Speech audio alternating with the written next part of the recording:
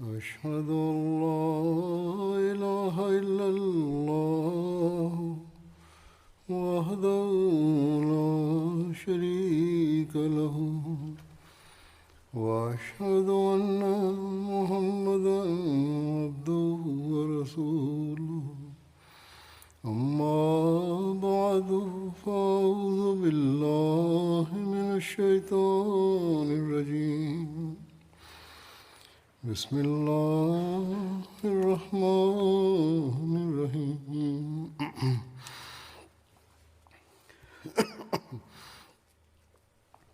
الحمد لله رب العالمين الرحمن الرحيم مالك يوم الدين إياك نعبد وإياك نستعين اهدنا الصراط المستقيم صراط الذين أنعمت عليهم غير المغضوب عليهم ولا الضالين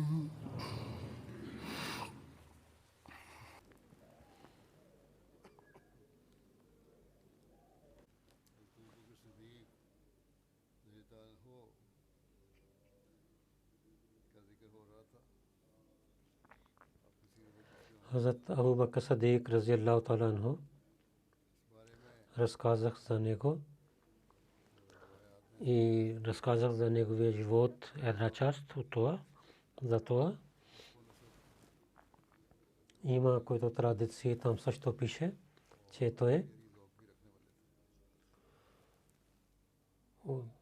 знаеше потомствата на другите хора и също той беше поет. Там пише, че Абу Бакр Сидик разтален от хората най-повече за арабите знаеше за прадядовците им Джубайр бин Мутим, който илмул ансаб, той знаеше, беше съвършен в това знание. Каза, че за знанието за прадядовците и учих от Абу Бакр, особено Абу Бакр от Курайшите. За знаеш прадядовците на Курайшите, техните добрини и слабости, които те имаха, най-повече той знаеше тези неща. И той не разказва се техните. И за Акил бин Абу Талиб той беше по-известен, беше, защото той родословие знаеше. За Акил, след Абу Бакр, за родословие на Курайшите и за техните добрини и слабости най-повече той знаеше. Но Хазрат Акил, Курайшите не харесваха на него, защото той също разказваше слабостите на Курайшите. Акил в джамията Наби за знае повече знание за родословие на Курайшите, на арабите. Той сядеше до Абу Бакр. До Абу Бакр беше от техните най-хубави хора в Мека. Когато те имаха няколко проблеми, те идваха да търсят помощ от него. Разказват, че Абу Бакр родословие на арабите и особено за Курайшите най-повече той знаеше. Когато поетите на Курайшите срещу пророка саллаллаху алейхи ва саллям поеми написаха, това Стан бин Сабит имаше тази работа, че той да даде отговор с поемите на пасуването на Курайшите.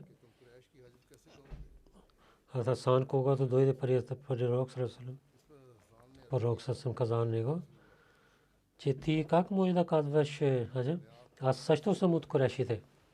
Тогава Хасан каза, че о моя пророк саллаллаху алейхи ва саллям, аз така ще извадя от вас и както изваждаме от панаира кази на Абу Бакр и пита и за тях за Абу Бакр. Аз ще извадя на вас като куса. Че каза, че преди написам поема, отидох при Абу Бакр.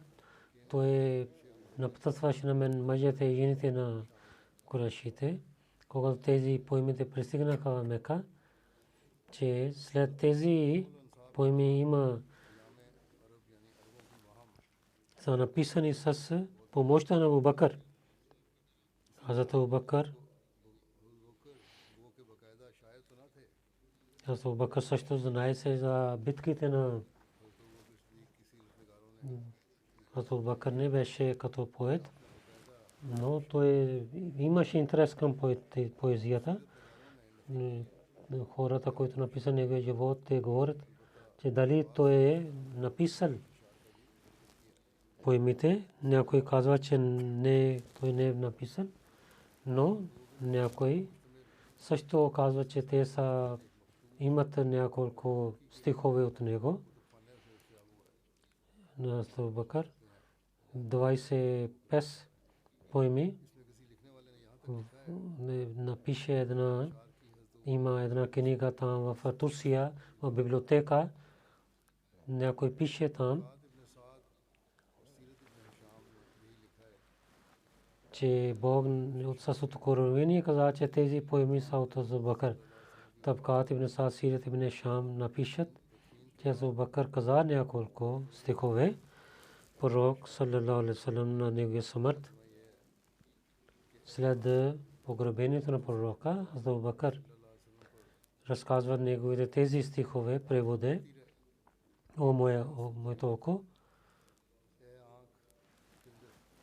че ти плачат за пророка саллаллаху алейхи ва саллям, плачай и твоите сълзи да не спират очите ми. О най-хубавия син на Курайшите да плаче, който сега е в гроба си,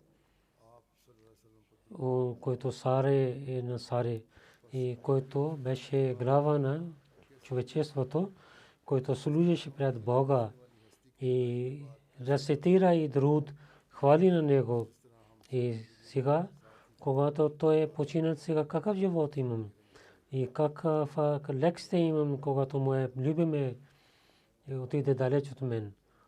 И дано да станеше така, че ние да умираме заедно. Те са стихове. Той беше много умен. Той Сайд ибн Худри каза, че пророк саллаллаху алейхи ва саллям каза, че Бог е дал възможността на един човек, че дали той да избира свет или да.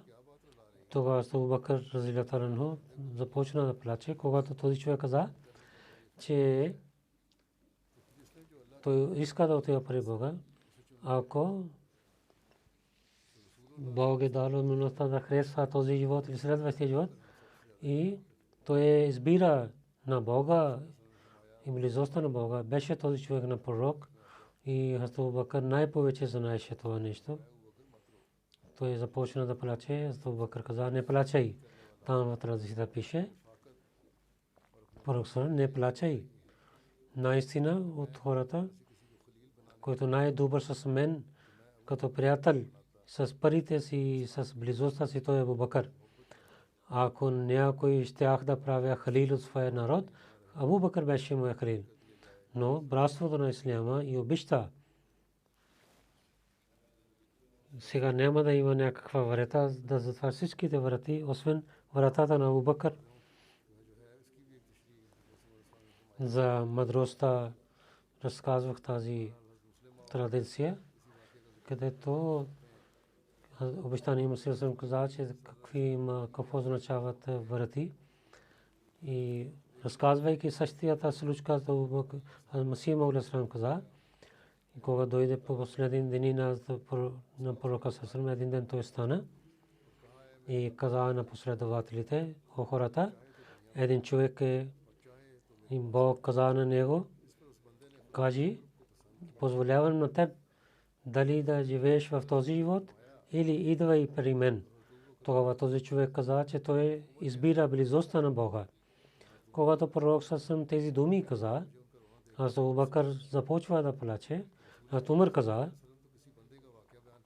тук пише за Умар, че аз когато гледах, аз се ядосих, че пророк саллаллаху разказва за някой човек, че Бог дал позволява на него дали той да живее в този живот или да отива при Бога. И той избира близостта на Бога. Защо той плаче? Но Абу Бакър толкова плачел, толкова разплакал, че той не спираше. Най-накрая пророк саллаллаху алейхи каза, Абу Бакър, пророк саллаллаху, че аз обичам на Абу Бакър толкова, че ако освен Бога позволяваше Бог да има някой халил, то Абу Бакър беше мой халил. То Умар каза, когато пророк саллаллаху след няколко дни почина, тогава ние разбрахме, че беше истинско плачене на Абу Бакър и нашето ядосване беше от неразумно нещо. Обещания Масия алейхиссалату вассалам каза, че Абу Бакър, който знаеше Корана дълбоко, че когато пророк саллаллаху алейхи ва саллям рецитира този стих Ал-Йома акмалту лакум,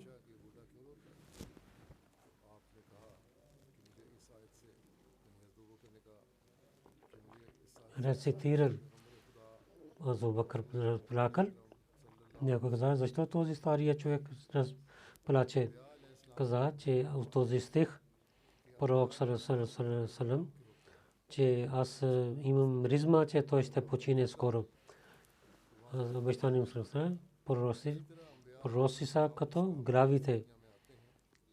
Когато той свърши своята работа, той отива там. И така и пророците за работата си идват в света. Когато свършват работата си, те отиват при Бога си. Когато Ал-Йома акмалту лакум динакум дойде този стих, Абу Бакър разбрал, че това е последният стих и това разбра, че Абу Бакър много дълбоко знаеше Корана и това, което пише в хадисите, те затварят всичките прозорците за джамията. Какво означава тези прозорците? Че където пише в традициите, затваряте всичките прозорци, освен прозорците на Абу Бакър. Това е дълбоко написано, че джамията е да показва атрибутите на Бога.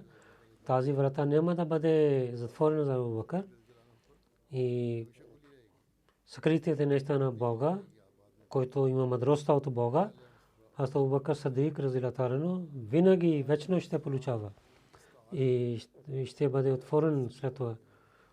Обещания Масия каза, че пророците те говорят с някой ходжи каза, че това показва само с ясни думи, то е греши. Хазрат Ибрахим алейхиссалату вассалам каза на своя син, че да промени вратата си и на пророка саллаллаху алейхи ва саллям, когато гледа златните гривни, това беше не с това беше само показваше нещо друго нещо. Обещания Масия алейхи салам, Абу Бакър най-повече знаеше Корана, затова Абу Бакър каза, че аз имам тази религия, че ако беше страх от Бога, че Абу Бакър те да слушат на Абу Бакър, хората слушат на Абу Бакър, но тук няма една дума в Корана, който да е срещу значението на Абу Бакър. Питайте на ходите, Абу Бакър имаше мъдростта или не? Дали той не беше Абу Бакър, който беше Сидик? Дали този не е този човек, който най-първо стана халифа, първия халиф на пророка саллаллаху алейхи ва саллям, който служи на исляма, И когато хората станаха срещу исляма, той помага на исляма по това време. Само разказвайте това нещо, че Абу Бакър, защо той стана на мимбара. И с страха на Бога казвате, който той е Вама Мухаммадун ла Расул. Който рецитира този стих,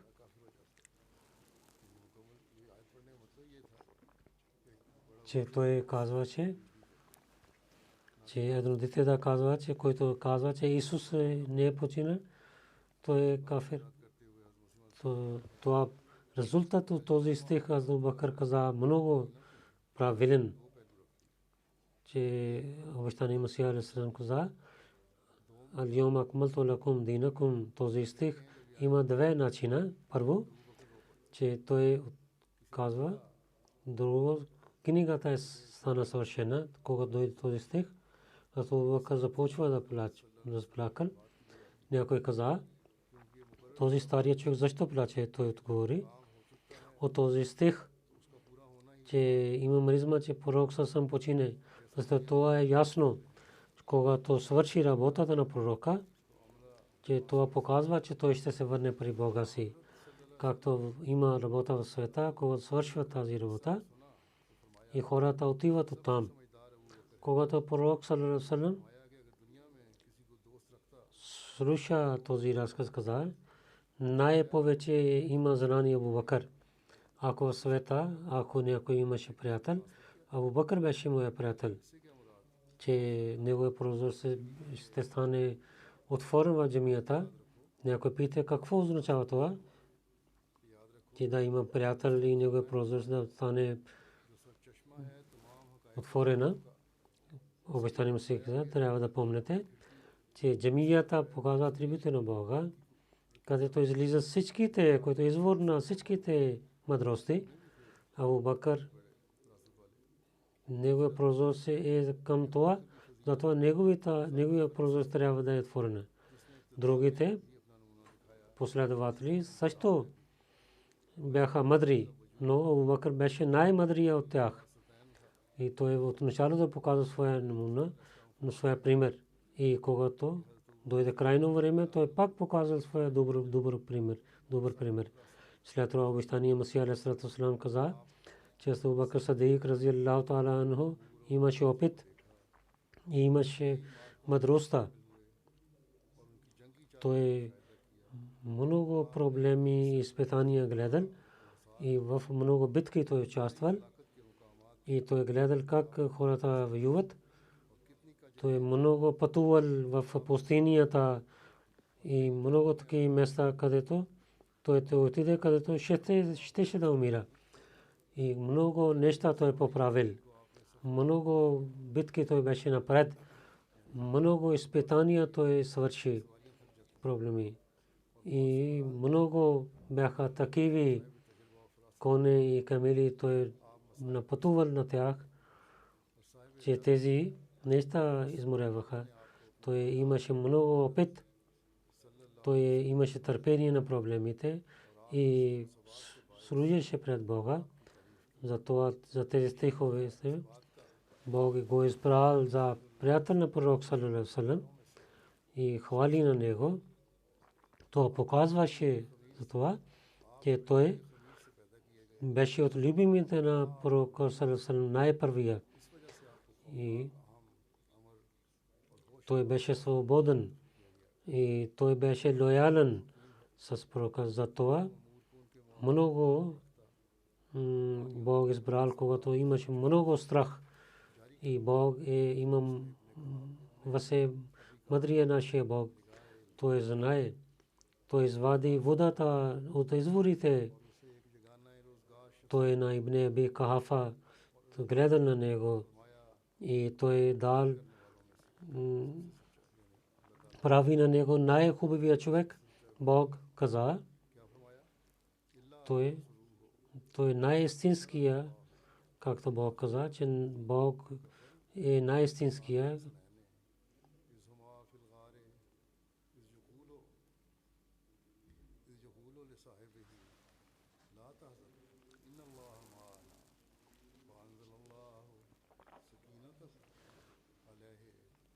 بجنود لم تروها وأيده بجنود لم تروها وجعل كلمة الذين كفروا السفلى وكلمة الله العليا والله عزيز حكيم وكلمة الله هي العليا والله عزيز حكيم.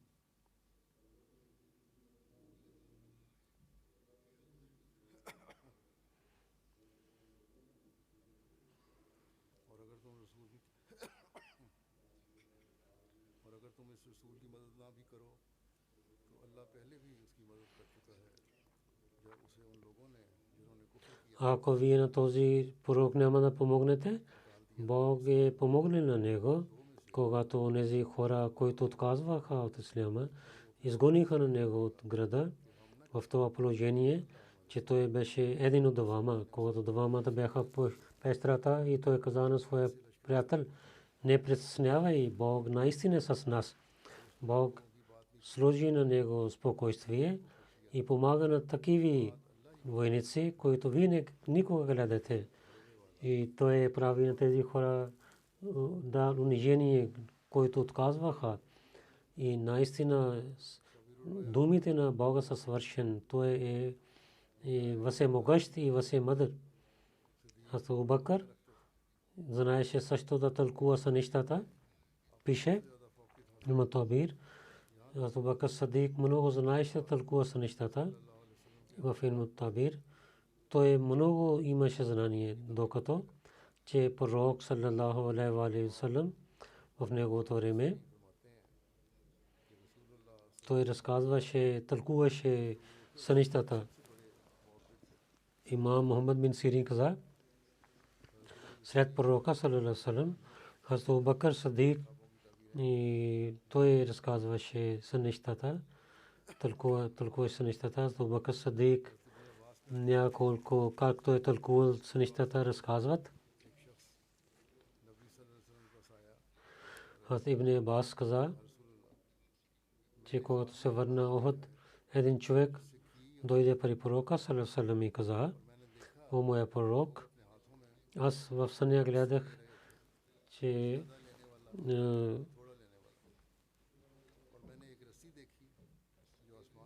облак гледах, откъдето идва мед и масло. Някои хора взеха много, някои малко. И гледах едно въжие, което пристигна до небето. Аз гледах на пророка, че вие взехте това и отидохте на небето.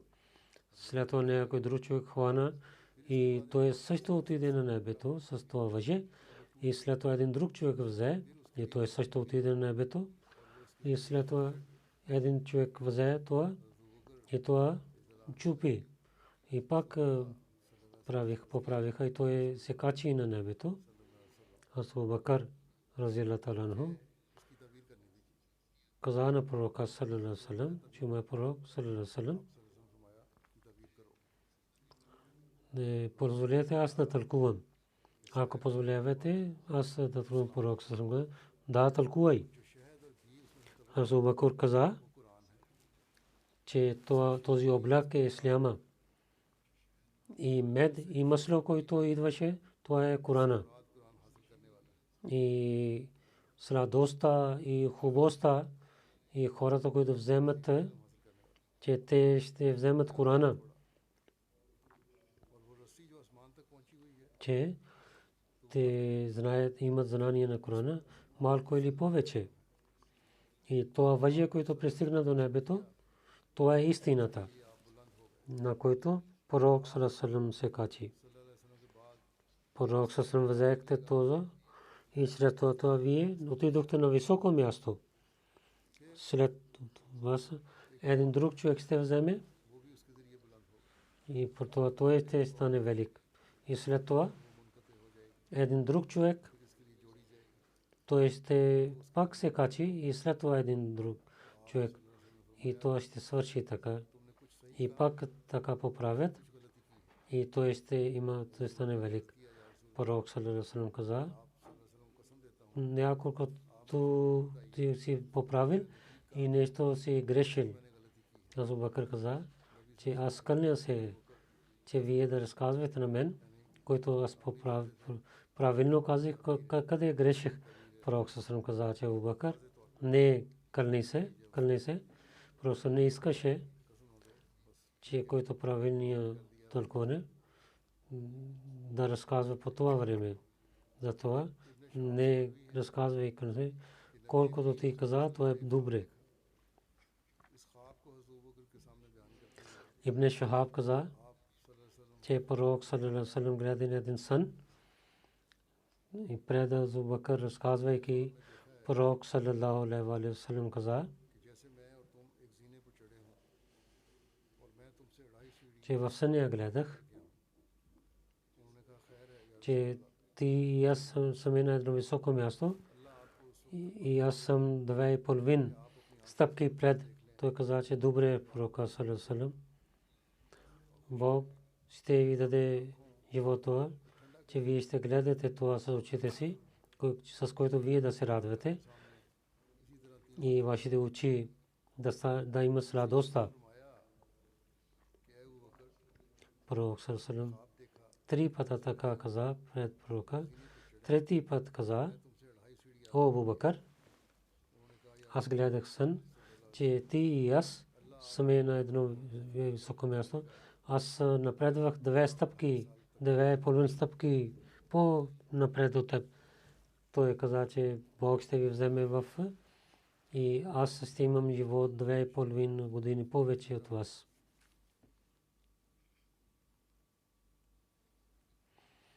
Абу Бакр така тълкува и така стана.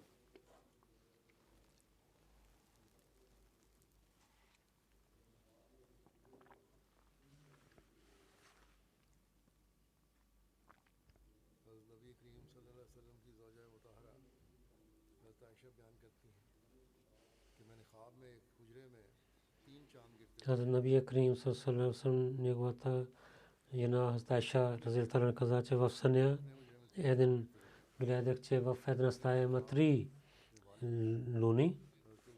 В моята стая имах 3 луни. Аз разказах на баща си, на Абу Бакр Сидик, разказах този на него. Когато пророк саллаллаху почина и той беше прогъбен в стаята на Айша, Абу Бакр каза, че от твоите луни е първията луна, то е най-хубавия. Хазрат Абдурахман бин Аби Лайла разияллаху анху каза, че пророк саллаллаху алейхи ва саллям каза, аз гледах,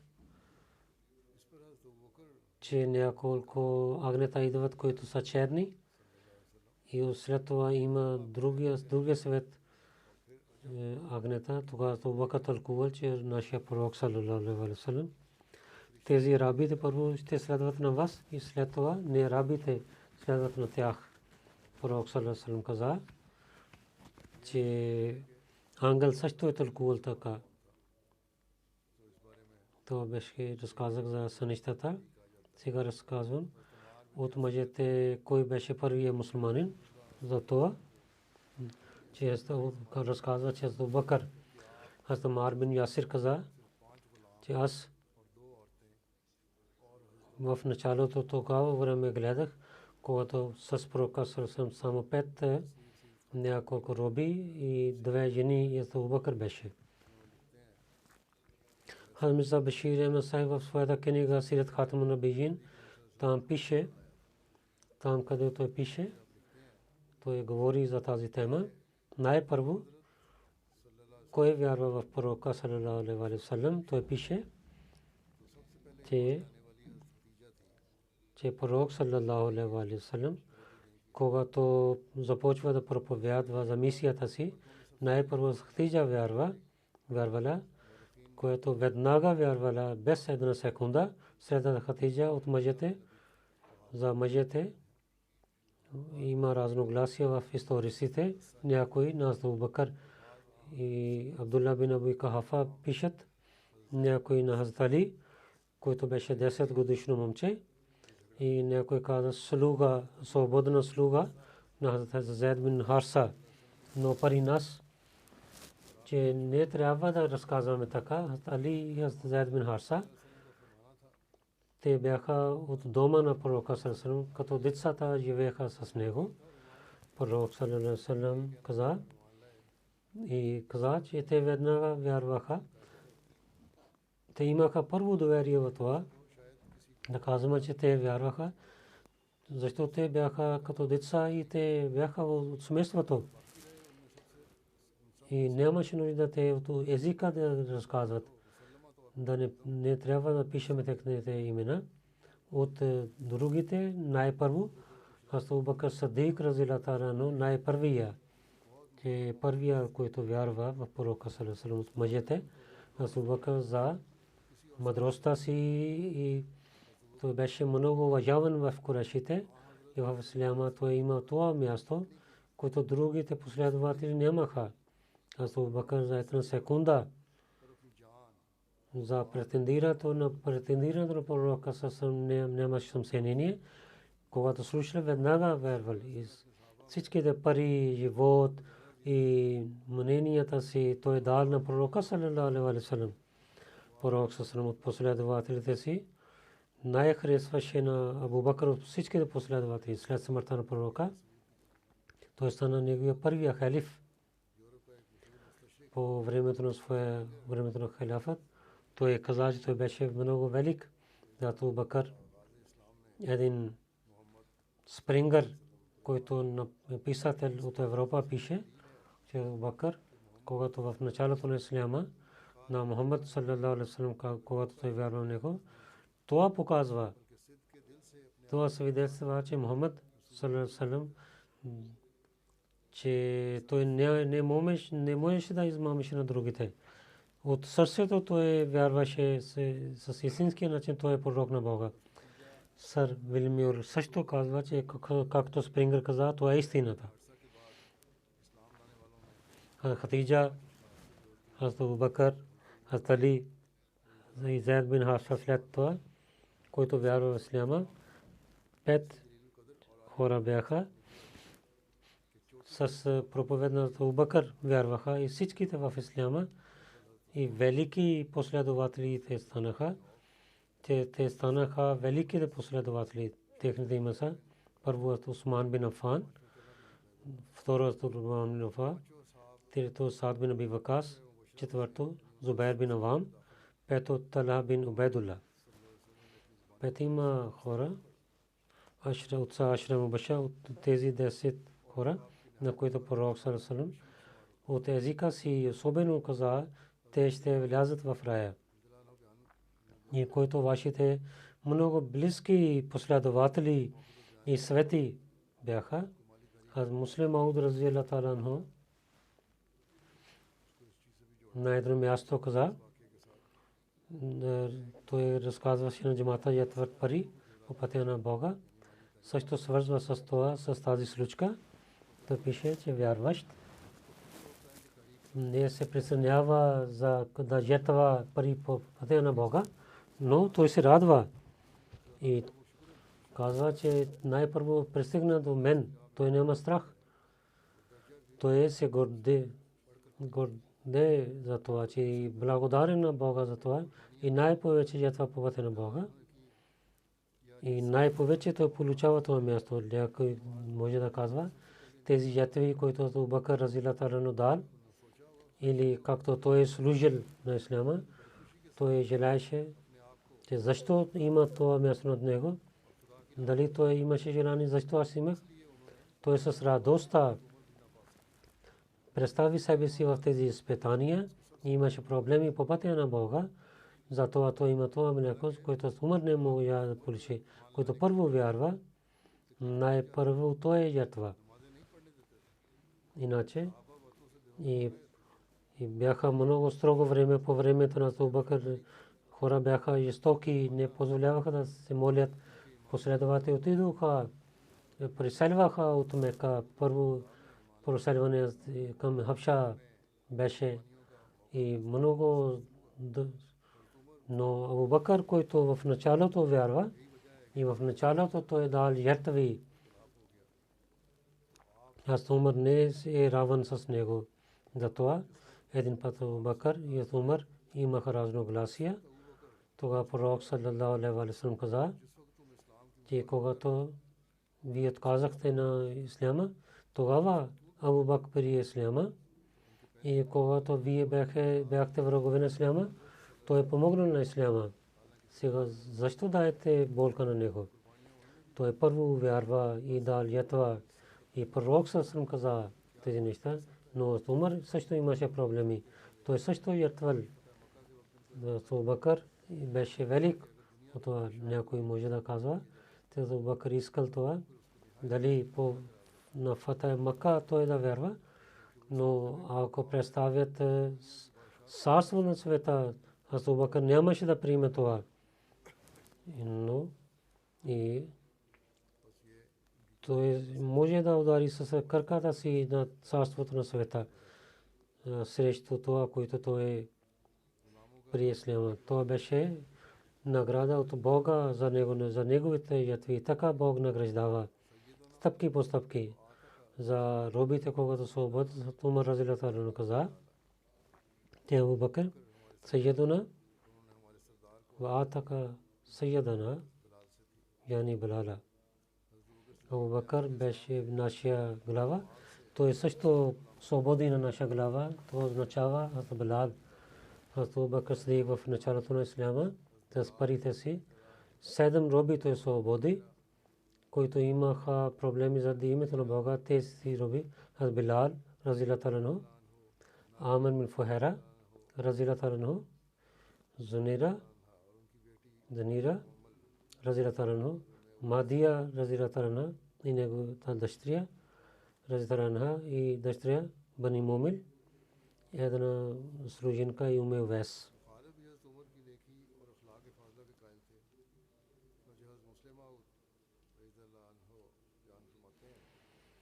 И враговете знаеха за добрини на Умар.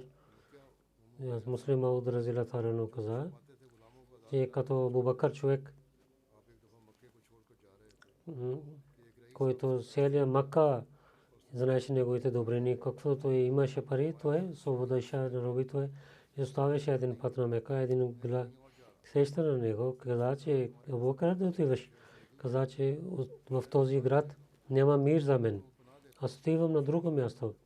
Този глава, като добър човек, ако излиза от града, то нашия град ще бъде унищожен. Аз защитавам теб. Остани при мен. Той се върна с този глав. Сутрин, когато ставаше и рецитираше Корана, и жени и деца слушаха Корана, защото той плачеше, имаше болка в звука и Коран беше на арабски език. Всеки мъж, дете знаеше значението на и слушателите, той действаше на слушателите. Когато стана известен в Мека, имаше шум. Така всичките ще вярват в пророка. Те отидоха при този глава и каза, че защо ти защитаваш на него? Той каза, вие няма да рецитирате Корана. Хората си ядосват. Като Бакър каза, че вие вземете обратно вашата защита. Аз ще рецитирам. И този глава взе обратно своята защита. Колко показва, че той има страх от Бога, че Мухаммад Расулуллах саллаллаху алейхи ва саллям, те бяха врагове и посуваха на пророка. Но казваха, че Абу Бакър беше толкова добър. Този глава каза, че ако ти ще излизаш от града ще бъде унищожен. Абу Бакър беше, че пророк саллаллаху алейхи ва саллям, който в джамията Нави водиха молитвата, от тях е Абу Бакър. Абу Бакър едно особено нещо също има, че пророк саллаллаху алейхи ва саллям в него последните дни, и както пророк саллаллаху алейхи ва саллям каза, той водил молитвата. Има различни традиции. Айша разилата анха каза, че пророк саллаллаху алейхи ва саллям каза, онези хора, където има Абу Бакър, то не е добре, че освен него някой друг да води молитвата. Асвад каза, че ние отидохме при Айша разилата анха и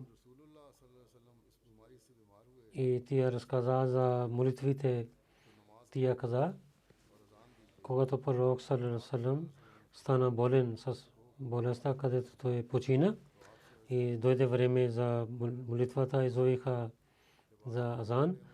Пророк каза, кажете на Абу Бакър той да води молитвата. Каза, че Абу Бакър много плаче, когато той ще стане. Той не може да води на молитвата. Пророк саллаллаху алейхи ва саллям пак каза, пак казаха, отговориха така, че той много плаче. Трети път пак каза, че вие сте като хората на Юсиф. Така говорите вие. Кажете на Абу Бакър, че той да води молитвата. Тогава Абу Бакър излязъл да води молитвата. Пророк саллаллаху алейхи ва саллям, когато има лек, пророк саллаллаху алейхи ва саллям излязъл и двама човека помогнаха на него. Аз така помня. Сега гледам това, неговите крака, които докосваха на земята и той не може да вземеше стъпките и така докоснаха неговите крака на земята.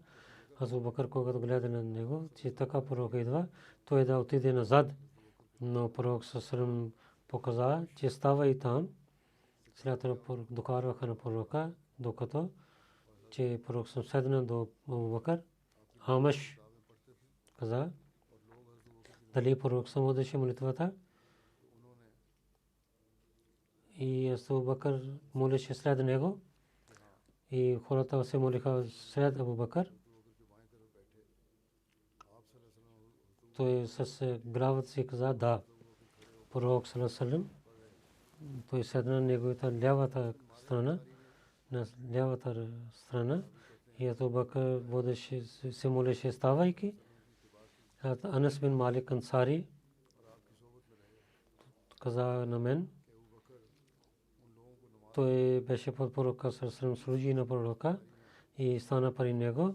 Каза, че Абу Бакър водеше на тези хора, когато пророк саллаллаху алейхи ва саллям беше болен, където той почина, докато когато понеделник дойде и те бяха в молитвата, пророк саллаллаху алейхи ва саллям извади чаршаф на стаята си, той гледаше на нас, той стана.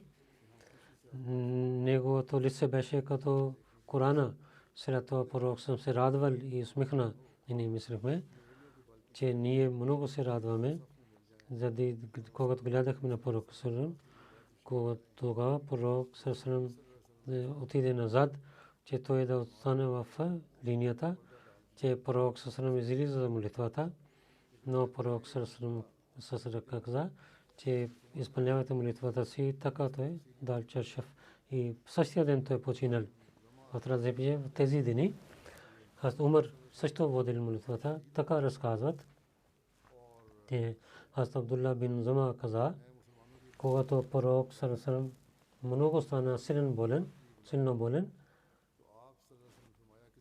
и аз бях една група, Билал вика на него, пророк съм каза на него, той да води на молитвата. Абдулла бин Зама излязъл и гледа, че Умар беше в хората, и Абу Бакър нямаше там. Каза, че Умар, ставай и водите молитвата. Той стана, каза Аллаху Акбар. Когато пророк слуша неговия глас, гласа той беше, имаше висок глас. Пророк саллаллаху каза, къде е Абу Бакър? И Аллах отказва това, и мусулманите също. Абу Бакър каза, той дойде и Абу Бакър свърши молитвата. Пак той води молитвата. Това беше също има традиция.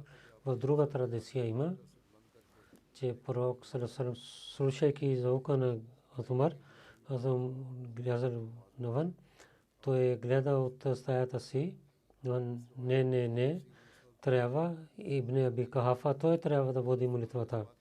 И така ядосвайки каза. Муснад Ахмад така пише, когато Умар знаел това нещо, той на Абдулла бин Зама, каза на Умар той да води молитва. Аз мисля, че на теб пророк съвсем каза, че да аз да водя молитва, иначе аз нямах да водя молитвата. Тогава той каза, Абдулла бин Зама каза,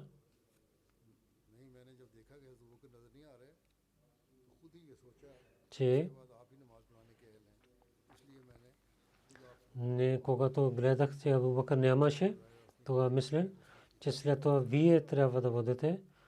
Затова аз самия казах, че вие да водите молитвата. И пророк съвсем не каза, това пише в Муснад. И за неговите деца писатели пишат, че Абу Бакър с децата, той много обичаше на децата си, с делата си и думите си, това разказваше. Големия син Абдурахман живееше в къщата си. Абу Бакър даваше храна на него и голяма дъщеря Асма, Хазрат Зубайр бин Авам беше нейният мъж. В началото той нямаше пари и нямаше служител или служителка, затова Асма много работеше. Тя мелеше и вода докарваше, чистеше и шиеше дрехи и от дълго разстояние докарваше формите и даваше храна на коне, когато Абу Бакър Сидик знае. Той изпрати един служител, той даваше храна на коне и пазеше. Асма каза, че баща ми и освободи на мен от много голяма работа. Абдулла как помня своята жена и той не отиваше на джихад. Абу Бакър не харесал това нещо. Заповяда на Абдулла, заради жената не отиваше на джихад и дай развод на нея. Той е починил на това, но Атка той много стихове каза. Абу Бакър пристигнаха тези стихове, той стана мек и каза на Абу Бакър, че той да вземе пак жена си обратно. Абдулла каза, че аз с Абу Бакър в семейството влязох. Гледах, неговата дъщеря Айша лежеше. Тя имаше тъп, че Абу Бакър селуна на дъщеря си питал, че моя дъщеря как си. Това ще разказвам повече в следващия път, иншалла таала, повече ще разказвам.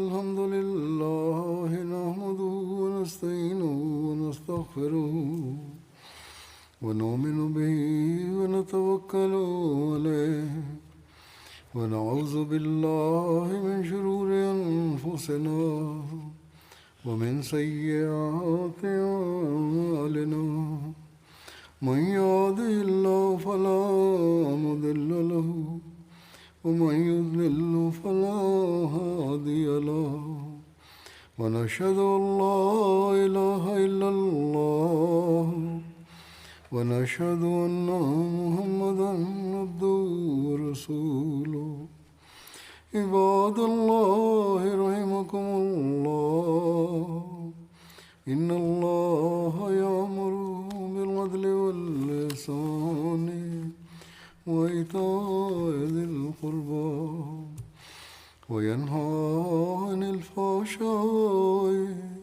والمنكر والبغي يعظكم لعلكم تذكرون اذكروا الله يذكركم وادعوه يستجب لكم ولذكر الله أكبر.